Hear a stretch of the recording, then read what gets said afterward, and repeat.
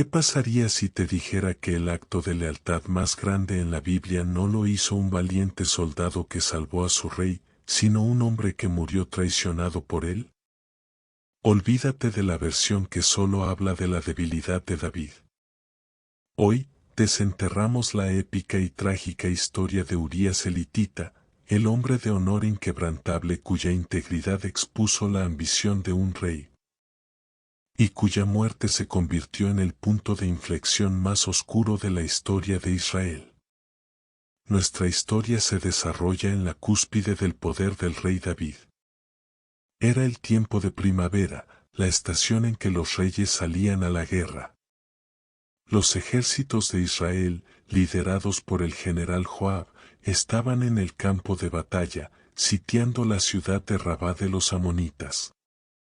Pero el rey David, el guerrero que una vez había matado a Goliat, se había quedado atrás. Se había quedado en la comodidad de su palacio en Jerusalén, mientras sus soldados luchaban y morían por su reino. Este simple acto de omisión, esta desviación de su deber, sería el catalizador de una de las mayores tragedias de toda la Escritura. Una tarde, al atardecer, el rey se levantó de su lecho. Quizás era una siesta. Quizás la inactividad lo había inquietado. Caminó por la azotea de su palacio, y desde esa altura, su mirada se posó en un patio cercano. Y lo que vio no era lo que debía haber visto un rey, un hombre conforme al corazón de Dios. Vio a una mujer bañándose. La Biblia nos dice que la mujer era muy hermosa, una frase que no solo describe su belleza física, sino la poderosa tentación que se presentó ante un rey aburrido y solo en su palacio. Su nombre era Betsabé, una mujer de linaje real, la nieta de Aitofel, uno de los consejeros más sabios de David. Y era la esposa de un soldado. David, un hombre acostumbrado a obtener lo que deseaba, no preguntó, no reflexionó, no se detuvo a pensar en las consecuencias.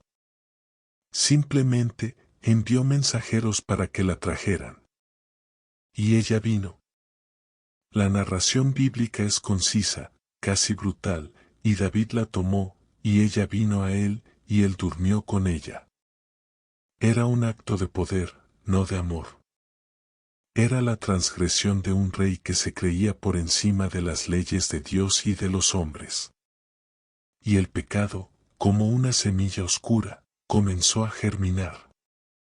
Poco tiempo después, la mujer envió un mensaje al rey, un mensaje que fue la detonación de una crisis: estoy encinta.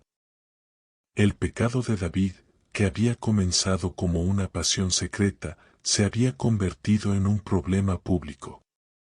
Una mujer casada estaba embarazada del rey, y su marido, un soldado leal, estaba en el frente de batalla. La ley de Moisés para este pecado era clara y brutal: la pena de muerte. David, ahora un hombre que operaba por el engaño y el miedo, no buscó el arrepentimiento, sino una solución. La palabra de Dios y la ley moral no eran su guía, su propio interés y la protección de su imagen eran su única preocupación. Su plan era diabólico en su simplicidad: usaría la lealtad de su soldado para cubrir su propia traición. El hombre, el marido de Betsabé, se llamaba Urías, y su apodo era un detalle monumental de su vida. Era Urías el hitita. Un hitita era un gentil, un extranjero, un miembro de una nación enemiga de Israel que había sido absorbida por el reino. Pero a pesar de su origen, Urías no era un simple soldado, era un guerrero de élite, uno de los poderosos de David, el círculo interno de los guerreros más valientes y leales del rey. Su posición en el corazón del ejército de Israel era un testimonio de su valentía y su devoción. Un extranjero que había jurado una lealtad a Israel y a su Dios, una lealtad que pondría en evidencia la falta de integridad del mismo rey que la recibía. David envió un mensajero a Joab, el general del ejército, con una orden: envíame a Urías el hitita. Urías, ignorante de la tormenta que se cernía sobre su vida, viajó de vuelta a Jerusalén. El rey lo recibió con preguntas superficiales sobre la batalla y el estado del ejército. Entonces David, con una falsa benevolencia, le dio a Urías la oportunidad de regresar a casa. «Ve a tu casa, y lava tus pies», le dijo, en un gesto que parecía de bondad.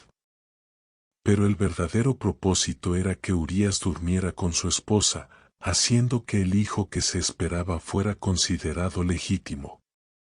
El plan parecía perfecto. Pero David no había contado con la integridad inquebrantable de un hombre que vivía por un código de honor que él mismo había olvidado. Urías no se fue a su casa. El primer acto de traición fue recibido con un acto de lealtad que dejó a David sin palabras. El rey David, con un plan perfecto en su mente, se encontró de repente con una pared. Urías no fue a su casa. El soldado leal, un hombre que había recorrido kilómetros para obedecer el llamado de su rey, prefirió dormir a la puerta del palacio, junto a los siervos de su señor. David, confundido y alarmado, lo llamó de nuevo. ¿No has venido de camino? ¿Por qué, pues, no descendiste a tu casa?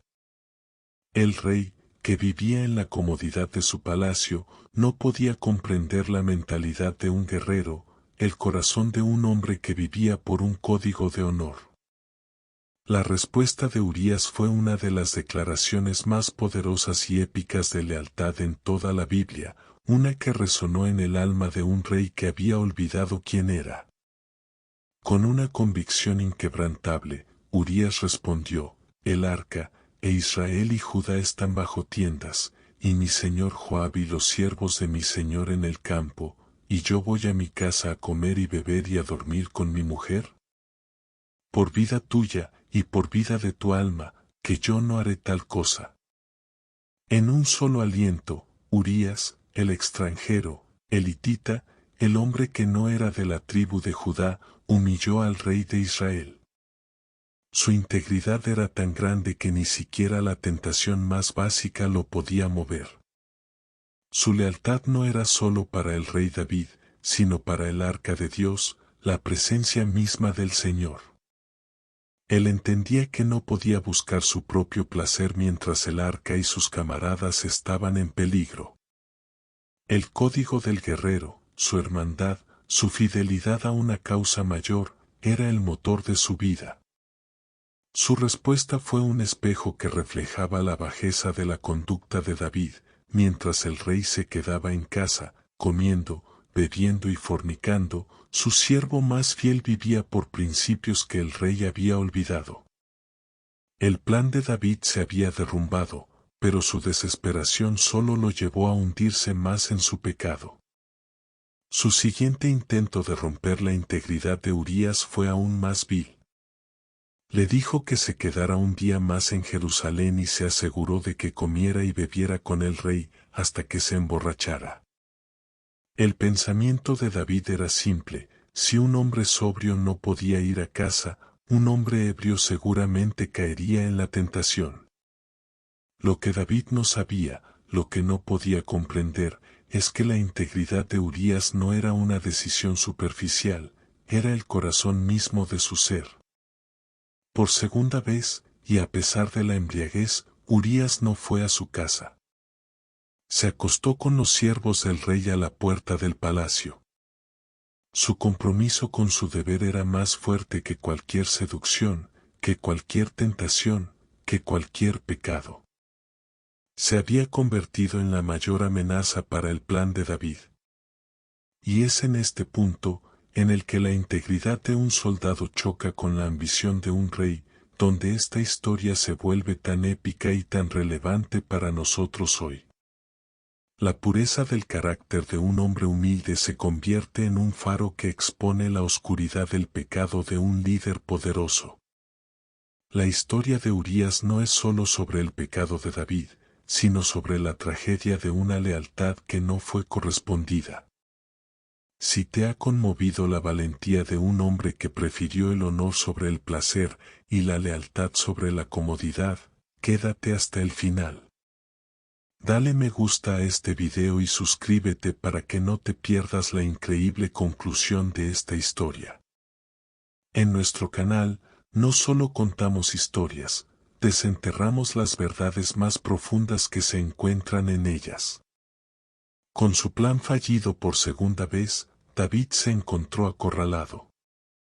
Ya no podía ocultar su pecado. Solo había una solución oscura y terrible que lo convertiría de un rey pecador a un rey asesino. La sangre de un hombre inocente era la única salida de la telaraña que él mismo había tejido. Y así, el rey David, el hombre que había escrito los salmos, tomó una pluma y en la oscuridad de su palacio, escribió una carta al general Joab. Una carta que sería llevada por el mismo hombre cuya sentencia de muerte contenía. Una carta que sellaría el destino de Urías elitita. Imaginen al mensajero llevando su propia sentencia de muerte. Urías elitita, el hombre cuya integridad había frustrado el engaño del rey, ahora se convertía en el instrumento de su propia perdición. David, con su conciencia ya ennegrecida por la mentira, escribió una carta para el general Joab. El rollo contenía una orden fría y calculada, la traición de un rey a su soldado más leal. Las palabras decían: poned a Urías al frente, donde sea más recia la batalla, y retiraos de él, para que sea herido y muera. David se la entregó a Urías, quien, sin saberlo, se la llevó consigo de regreso al frente de batalla. El hombre que honraba a su rey con su vida, ahora llevaba el documento que ordenaba su muerte a manos de sus propios compañeros. Era el más grande acto de lealtad en la historia, un hombre que confiaba ciegamente en quien ya lo había traicionado. Urías regresó al campamento militar. El general Joab leyó la carta del rey, y aunque debió haber sentido un escalofrío en la espalda ante una orden tan deshonrosa, la obedeció. Un general no cuestiona el mandato de su rey. Se encontró en un dilema moral devastador: obedecer la orden de un rey que había perdido su honor, o desobedecer y arriesgar su propia vida y posición. Joab eligió la obediencia, y el plan se puso en marcha. En la siguiente ofensiva contra la ciudad de Rabá, Joab puso a Urías en la parte de la batalla donde sabía que los guerreros enemigos eran más fuertes. Y en el momento crucial, los soldados que estaban con Urías se retiraron. Lo dejaron solo, expuesto. Urías elitita, el soldado más valiente de David, se encontró de repente solo en medio de la furia de sus enemigos. Los gritos de la batalla, el choque de las espadas y el rugido de la guerra se convirtieron en el telón de fondo de un acto de cobardía. En sus últimos momentos, Urías no supo que había sido traicionado por el mismo rey por el que estaba luchando. Murió como había vivido, con honor y valentía. Su vida terminó en el campo de batalla, no en la paz de su hogar, y no por la mano de sus enemigos, sino por la traición de su propio rey. Su muerte fue una mancha indeleble en la espada de David, un recordatorio de que un hombre puede conquistar ejércitos, pero el pecado puede corromper incluso al corazón más grande. Una vez que la batalla terminó, Joab envió un mensajero a David para informarle de lo sucedido. El mensajero le dio el informe completo y detallado, incluyendo la táctica que había llevado a la muerte de Urías y otros hombres valientes. El general Joab, conociendo el temperamento de David, le dio al mensajero una instrucción precisa: si el rey se enojaba, le dijera directamente que Urías elitita, tu siervo, también ha muerto. Y así lo hizo. El mensajero llegó ante David y le dio la noticia.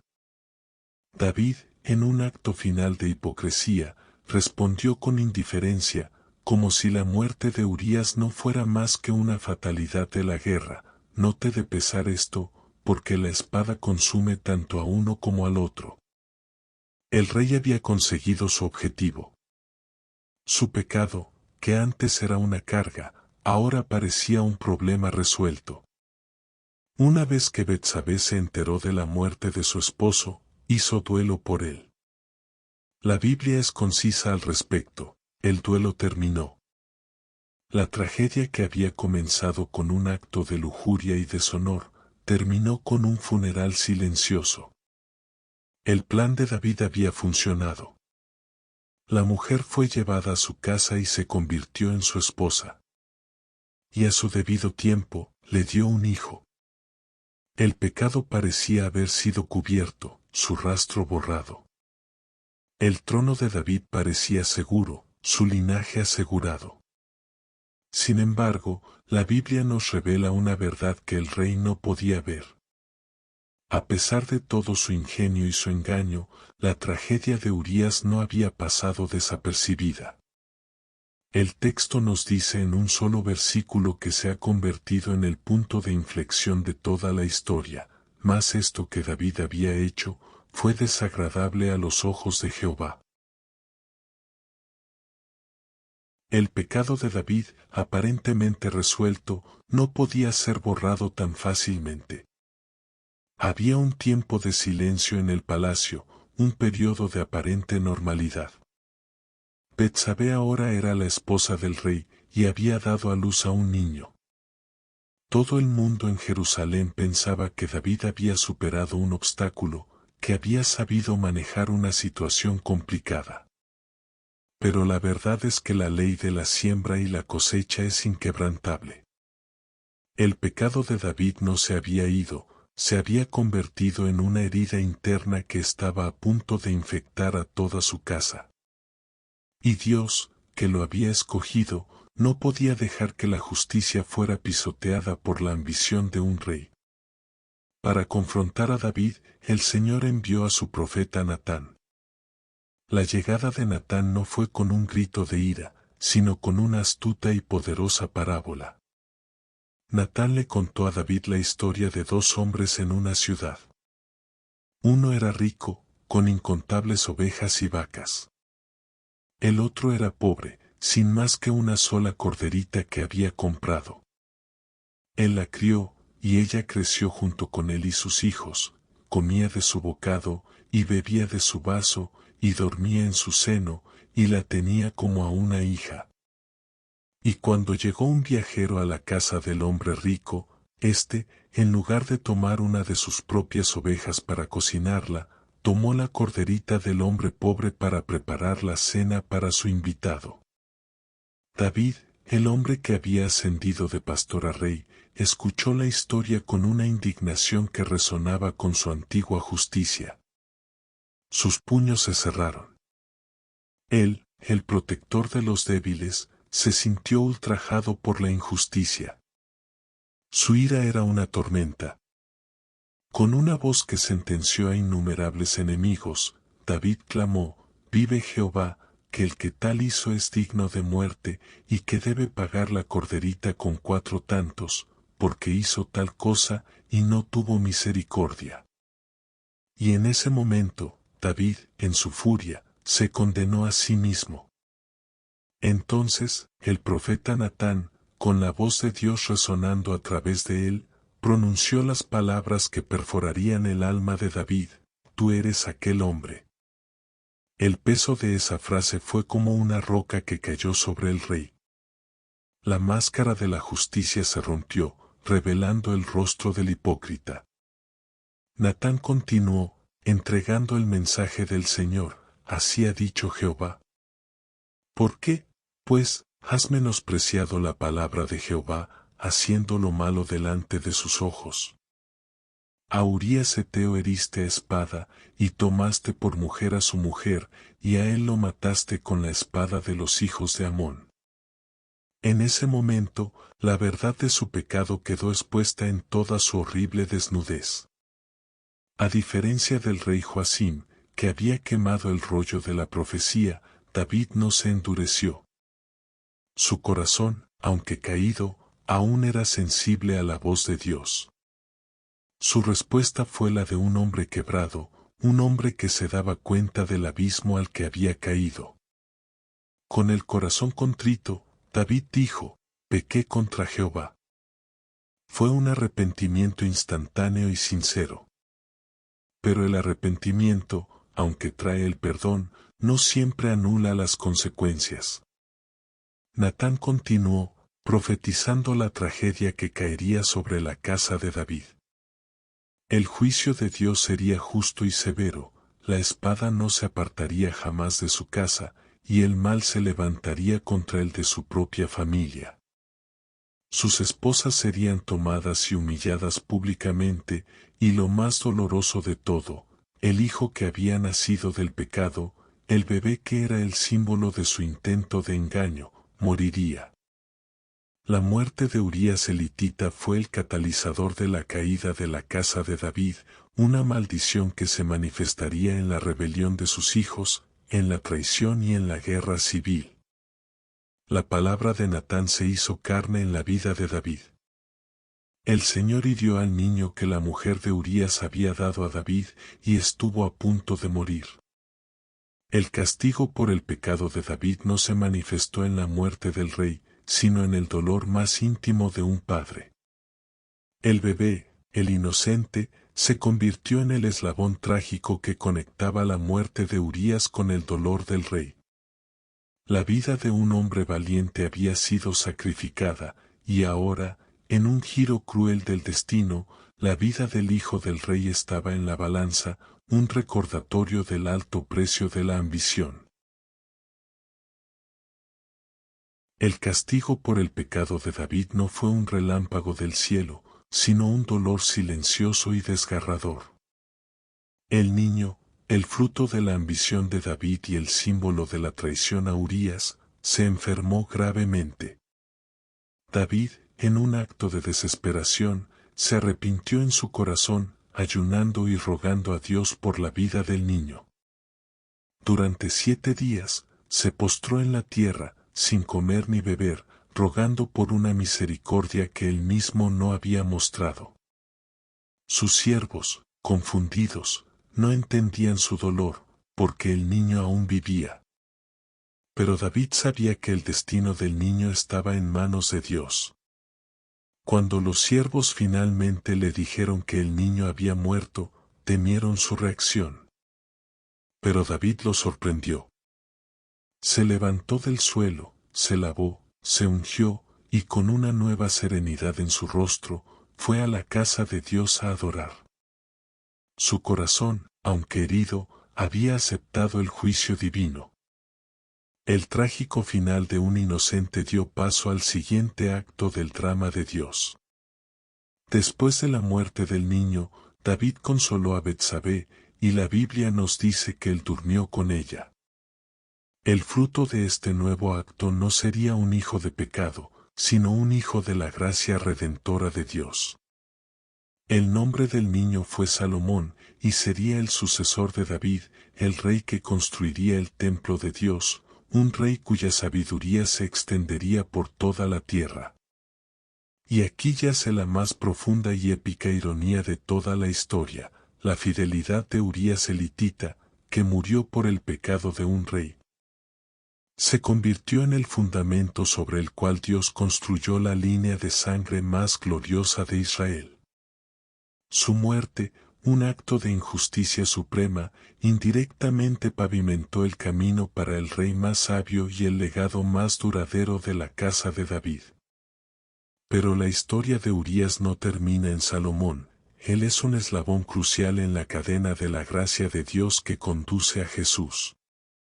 Y es en este punto que su trágico final se convierte en un profundo presagio de la cruz.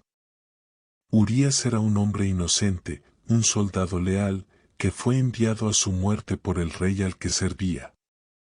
Él murió, no por su propio pecado, sino por el pecado de otro. Su vida fue sacrificada para cubrir la transgresión de David. De la misma manera, Jesús, el Hijo de Dios, el hombre inocente, fue enviado a la muerte por la injusticia de la humanidad. Él murió, no por su propio pecado, sino por el pecado de otros. Su vida fue sacrificada para cubrir la transgresión de toda la humanidad. La sangre de un hombre justo derramada por la injusticia de un rey es un eco lejano de la sangre de Cristo derramada por la iniquidad del mundo. Y en un detalle que muchos pasan por alto, el Evangelio de Mateo capítulo 1 versículo 6 inmortaliza a Urías para siempre. En la genealogía de Jesús, la Escritura dice que David engendró a Salomón de la que fue mujer de Urías. Él es recordado, no por su grandeza, sino por su tragedia, por su fidelidad. Su historia, un recordatorio del pecado de un rey, se convierte en un testimonio de la misericordia de Dios. Si esta historia te ha hecho reflexionar sobre el peso de la integridad y el precio de la traición, dale me gusta a este video y suscríbete para que no te pierdas más historias épicas de la Biblia. Queremos escucharte. ¿Alguna vez has visto cómo la integridad de una persona se convierte en un faro para tu propia vida? ¿Has experimentado cómo Dios puede traer algo hermoso de una situación trágica? Deja tu comentario o tu testimonio abajo. Recuerda, el honor de un hombre no se mide por su vida, sino por la lealtad de su muerte.